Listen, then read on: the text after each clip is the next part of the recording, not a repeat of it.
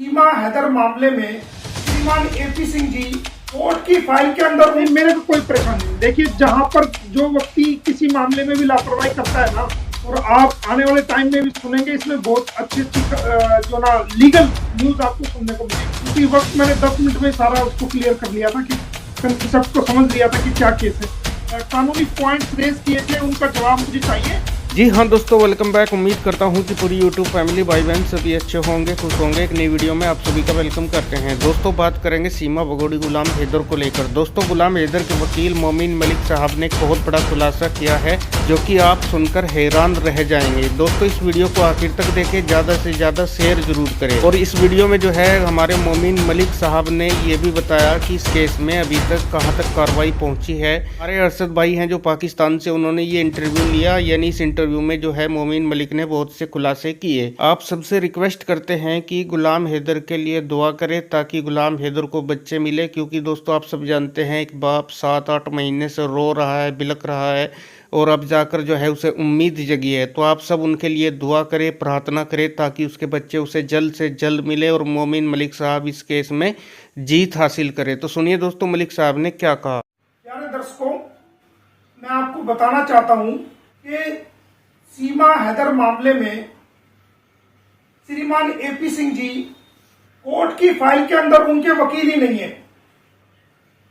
उनका कोई वकालतनामा कोर्ट की फाइल पर मौजूद नहीं है, और ना ही वो कानून की नजरों में अभी तक फाइल के ऊपर जो उन पे केस चल रहा है उनके वकील बने हैं। आज तक कोई वकालतनामा नहीं दिया गया है। को जो एविडेंस नहीं दिए, उसके लिए क्या कुछ आपको मेहनत करनी पड़ी और कितनी तजस्सुस या देखिए, आपको परेशानी। जी नहीं, मेरे को कोई परेशानी नहीं। देखिए, जहां पर जो व्यक्ति किसी मामले में भी लापरवाही करता है ना, और कोई सवाल करने वाला व्यक्ति आके सवाल करता है, तो फिर वो बचने की कोशिश करता है, आनाकानी करता है।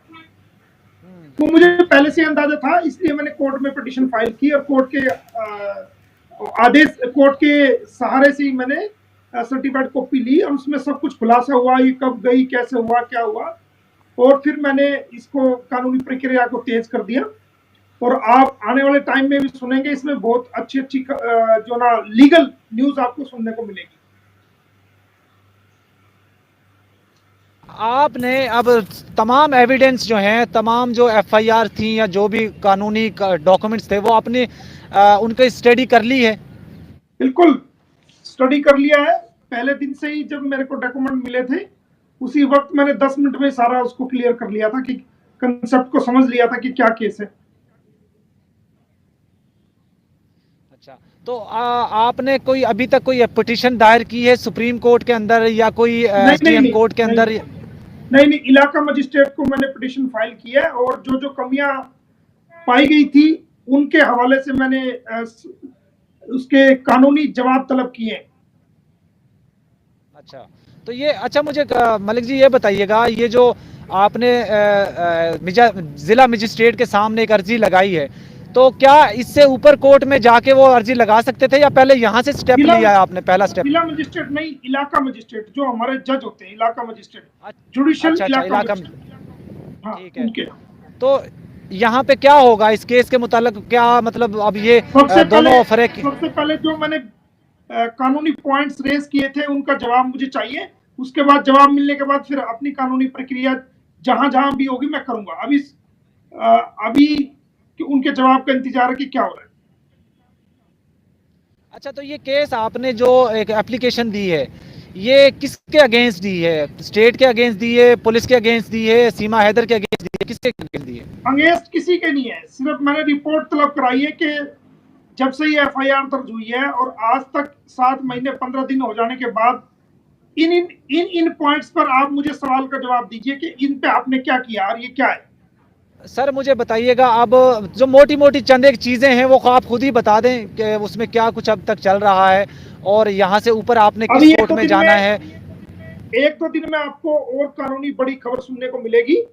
और आज एक रिपोर्टर सुना है कि सीमा के घर गया था, तो उस रिपोर्टर ने लाइव में बताया कि वो सीमा कहीं हॉस्पिटल में गई है, कहीं उसको बुखार उखार कुछ हो गया था। मुझे तो पता नहीं, मैंने लाइव एक चैनल लाइव पे बैठा था, तो वो रिपोर्टर वहां से रिपोर्टिंग कर रहा था।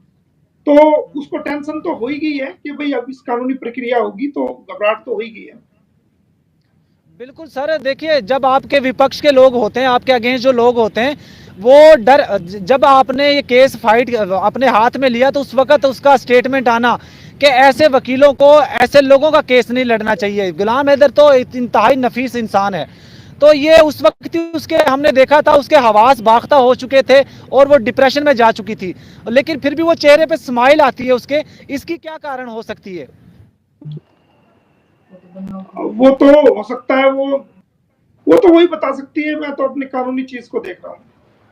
जी सर, बिल्कुल हमारी नेक तमन्नाएं, हमारी दुआएं आपके साथ हैं, और पूरा पाकिस्तान आपके लिए दुआ गो है। हिंदुस्तान से वो लोग जो हैदर भाई का साथ दे रहे हैं, वो भी आपके लिए दुआएं कर रहे हैं, और मुझे अल्लाह तबारक व तआला से उम्मीद है कि आपको कामयाबियां मिलेंगी और आप सुरखरू होंगे इस केस में।